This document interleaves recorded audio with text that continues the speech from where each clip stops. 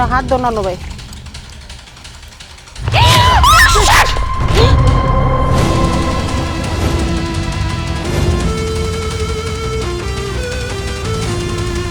তোর এত বড় সাহস তুই!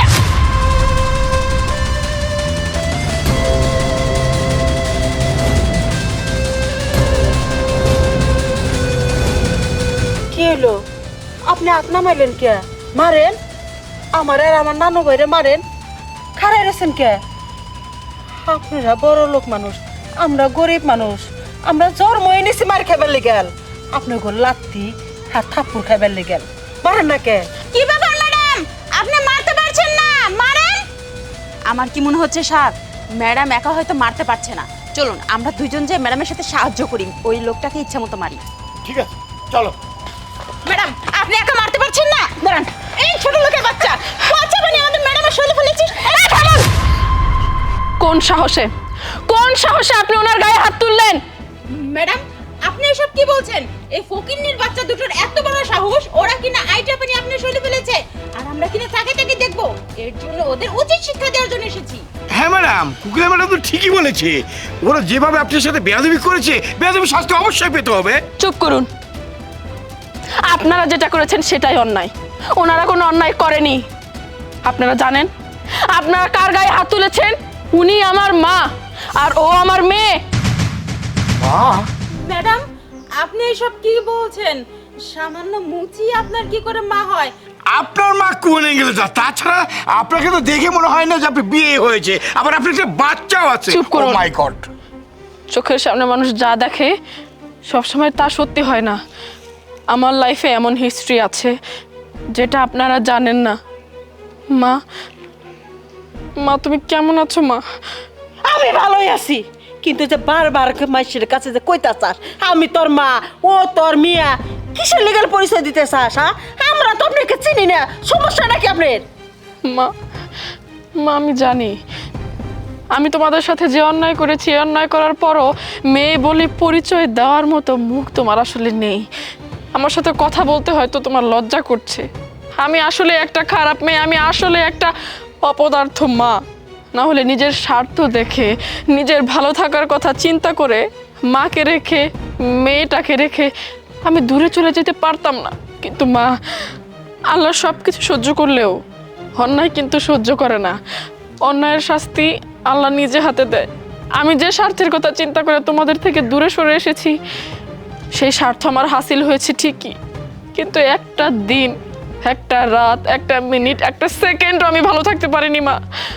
তোমাদের কথা চিন্তা করতে করতে আমি দিনের পর দিন শেষ হয়ে যাচ্ছি মা। আমার সব আছে কিন্তু আমার মা নেই।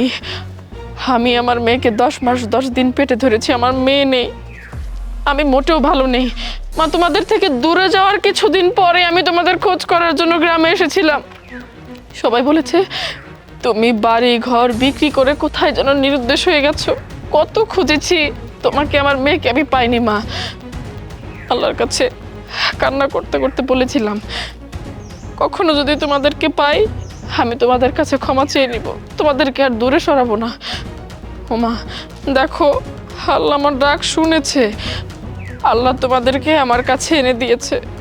মা রাগ করে থেকো না মা, মানুষ মাত্রই তো ভুল হয়। আমি যাই করেছিলাম একটা মোহর মধ্যে পড়ে গিয়ে করেছিলাম, সেই মোহ আমার কেটে গেছে মা।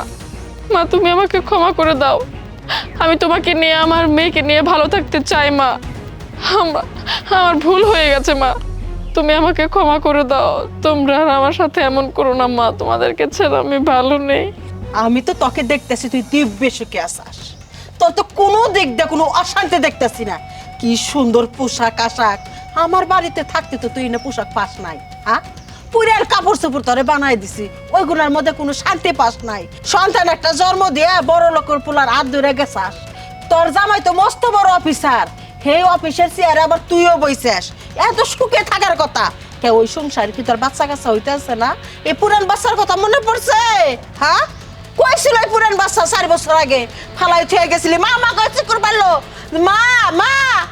তখন এই কান্দারা তোর ভিতরে জানাই, তোর অন্তরে লাগে নাই, এখন লাগতেছে, কিন্তু এখন লাগে তো লাভ হইব না। যা ওই অফিস চেয়ারের মধ্যে বইসা যে পোশাক পাউজ লাগা আর অফিসার হাতে কথা গগা এইটাই চাস তুই দুনিয়ায়। এখন মার মেয়ের সামনে পড়ছে, দরদ একবার উৎখায় পড়তেছে, খুব দরদ হইতেছে। নানু ভাই, তোর কি মা দরকার আছে? ক, যদি মা দরকার থাকে এই মায়ের কাছে তোর থুয়ে যাবো। কোনোদিন আমার কথা মনে করে পারবি না যে আমি একটা নানি আছিলাম। না নানু ভাই, আমার কোনো মা নাই। আর এই মহিলাকে, এই মহিলার আমি চিনি না। তুমি আমার মা, তুমি আমার বাপ, আর তুমি আমার এই পৃথিবী। আমি শুধু তোমারই চিনি।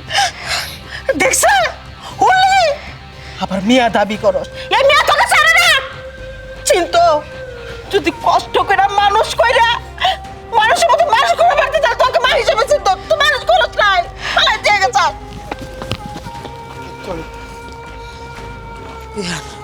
এখন মেয়ের জন্য বুক ফাইটা যায়, তাই না? ফাটুক, আরো ফাটতো, কোনো তো মা হতে পারবি না এই মেয়ের অভিশাপে। চলো